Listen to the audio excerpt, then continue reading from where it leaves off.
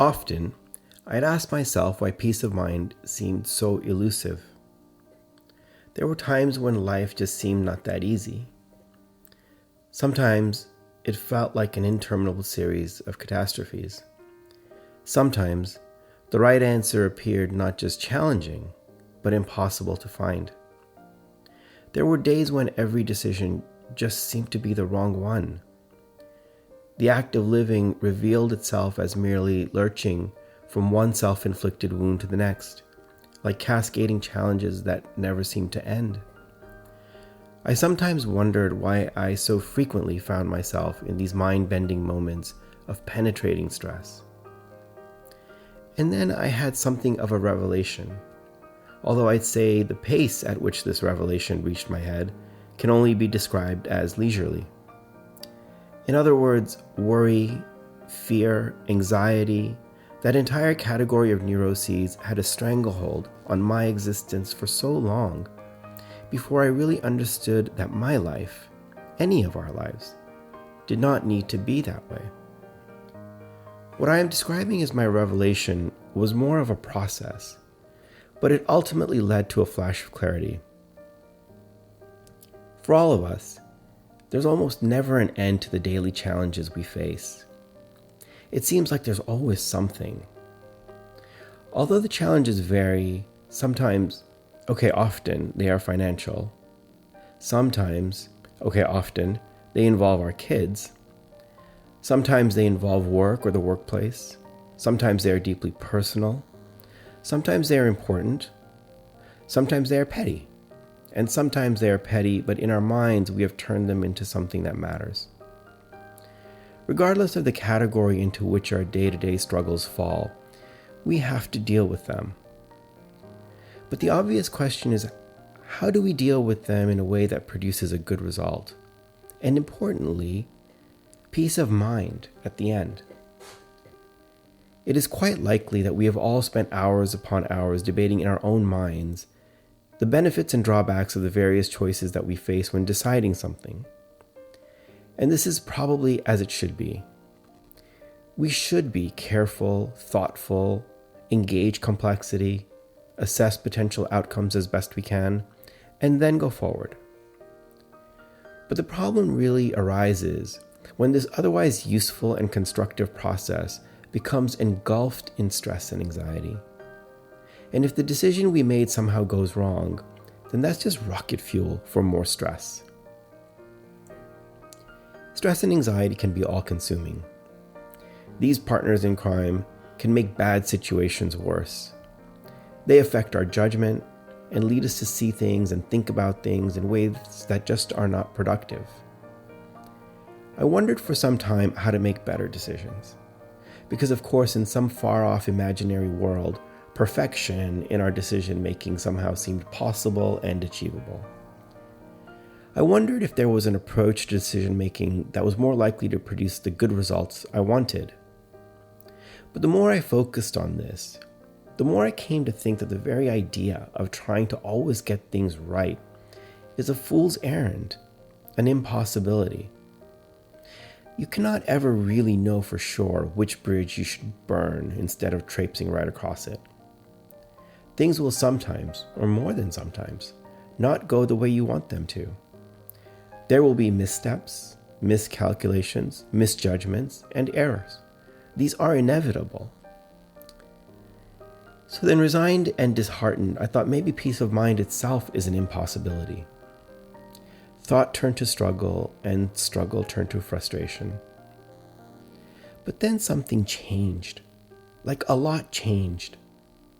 In a moment of peak accumulated distress, I found my moment of enlightenment. While for so long the chaos of the universe seemed to have found a comfortable home deep in the recesses of my head, it struck me hard that I had lost sight of the one and only path that could lead to the peace that I was looking for. Faith. As a Hindu, I attend the BAPS Swaminarayan Mandir. I have always understood my participation there to be a blessing. For decades, I have attended weekly services at our mandir, which we refer to as satsang. In its essence, satsang means fellowship, connection, unity, and faith. But despite my personal physical presence at countless spiritual orations, delivered by the most learned of presenters, it was dawning on me that I may have absolutely, completely, totally, utterly, and entirely failed to grasp any of the meaning in what was being said. But on one particular Sunday, in one particular instant, the words being read from our scripture penetrated my heart.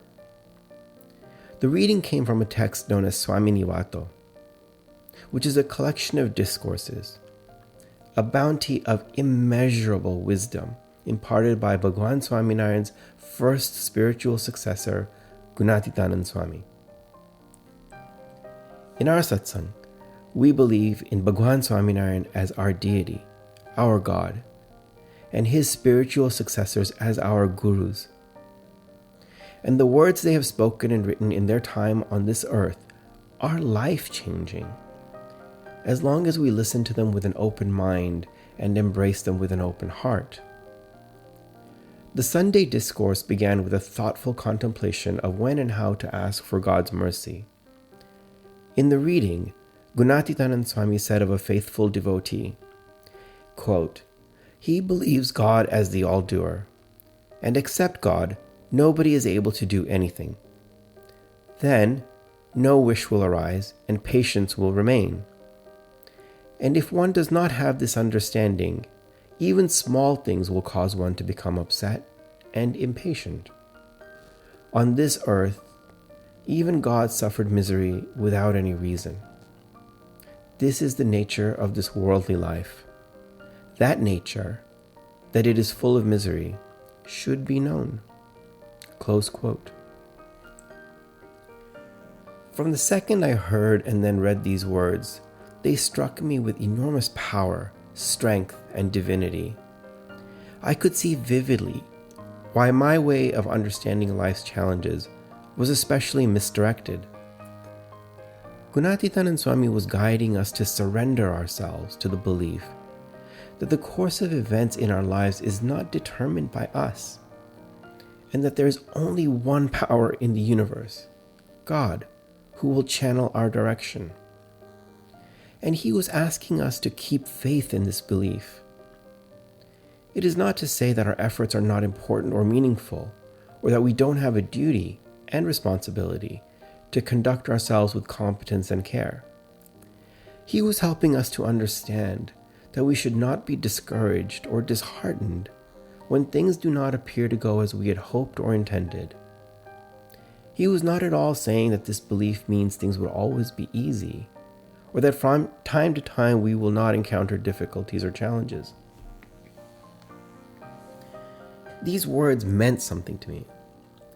I felt my mind easing, I felt the tension lifting, but I was still left wondering whether, even with firmness in the belief that my path was determined by the God in whom I had unbounded, infinite faith, I would find the peace of mind I was in search of.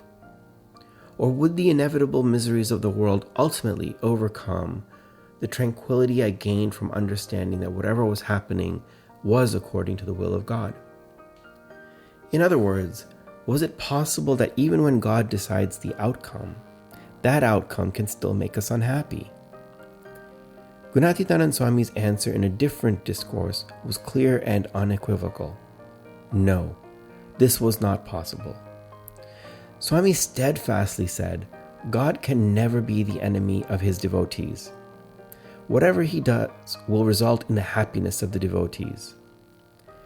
Throughout his discourses, Gunatitanand Swami counseled patience, guiding us to understand that in time, moments of difficulty will yield to moments of happiness and peace of mind if we do not lose faith. This was the healing I needed. Gunatitanand Swami had disentangled me from questions, worries, fears, and anxieties that had inflicted despair and distress for as long as I can remember. Gunatitanand Swami's wisdom had been with me my entire life, throughout my time in satsang. But somehow I just didn't see and understand what his words really meant. I looked for answers in many places and ended up missing the ones right in front of me.